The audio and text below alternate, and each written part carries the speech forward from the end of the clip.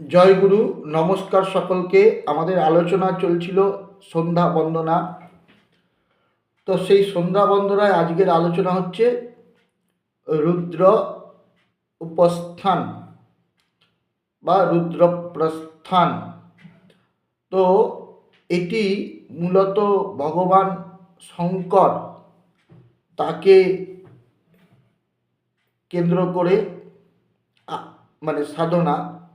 এখানে বলা হয়েছে কৃতাঞ্জলি পুটে পাঠ করবে এই মন্ত্রটি। তা মন্ত্র পাঠের সময় বৈদিক পরম্পরায় ঋষি ছন্দ দেবতাকে স্মরণ করতে হয়। সেখানে বলা হয়েছে ঋতমিত্যস্য কালাগ্নি রুদ্র ঋষি রনুষ্টুপ ছন্দ রুদ্র দেবতা রুদ্রপ্রস্থানে বিনিয়োগ। অর্থাৎ এই রুদ্রপ্রস্থানের যে মন্ত্র, তার মন্ত্রটা হচ্ছে ঋত সত্যং পরম ব্রহ্ম পুরুষং কৃষ্ণ পিঙ্গলম ঊর্ধ্বরিতং বিরূপাক্ষং বিশ্বরূপায় বৈ নমঃ। এখন এটি হচ্ছে তৈত্তরীয় আরণ্যকের মন্ত্র।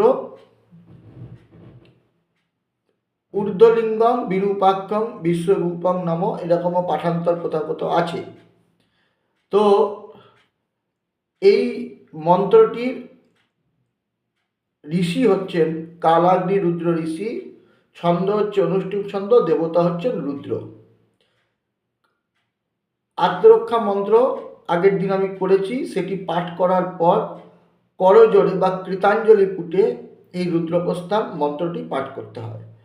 এই মন্ত্রের যেখানে লেখা হয়েছে, শুরুতেই বলে হয়েছে সত্যং পরম ব্রহ্ম পুরুষং। এই সত্য হচ্ছে ত্রিবিধ: ব্যবহারিক সত্য, পাতিবাসিক সত্য আর পরমার্থিক সত্য। পরমার্থিক সত্য হচ্ছে ব্রহ্ম বা ভগবান, আর ব্যবহারিক সত্য যেগুলো আমরা ব্যবহার করছি কিছু কালের জন্য রয়েছে। আর পাতিবাসিক এই যেগুলো মরীচিকা। ব্যবহারিক সত্য কালের সময় আপেক্ষিক সত্যও বলা হয়। তো এই ত্রিবিধ সত্যর স্বরূপ, তার মধ্যে পরম সত্য হচ্ছে পরমার্থিক সত্য। তাই বলছে যিনি ব্যবহারত সত্য না হলেও যিনি পরমার্থিক সত্য বস্তু, যিনি ভক্তকে অনুগ্রহের জন্য অর্ধনারীশ্বর অর্থাৎ উমা মহেশ্বরাত্মক রূপে পুরুষ রূপ ধারণ করেন, যার দক্ষিণ দিকটা কৃষ্ণবর্ণ এবং বাম দিকটা হচ্ছে পিঙ্গল বর্ণ, যিনি যোগ বলে ঊর্ধ্বরেতা, যার তিনটি নয়ন বিরূপাক্ষ, যার সেই রূপ পুরুষকে পুনঃ পুনঃ প্রণাম করি।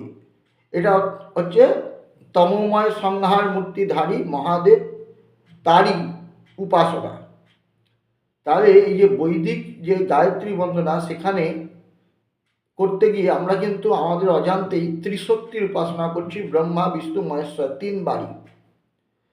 তো এই পূর্ণাঙ্গ সন্ধ্যা করতে গেলে নিশ্চিত রূপে আমাদের কিন্তু এই রুদ্রপ্রস্থান অনুষ্ঠানটি করতে হয় বা করা উচিত। এই প্রণামের দ্বারা আমরা পরম ব্রহ্ম বা পরম সত্যকে লাভ করতে সক্ষম হই। তাই পরম্পরাগতভাবে এই অনুষ্ঠানটি সন্ধ্যা বন্দনায় অনুষ্ঠিত হয়ে থাকে।